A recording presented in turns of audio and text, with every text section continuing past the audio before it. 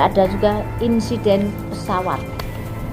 Insiden pesawat akan ada lambang warna merahnya dan ada yang biru, cuman insidennya nggak terlalu berat yang biru, tapi yang ada warna merahnya bermasalah dan ada korban jiwa.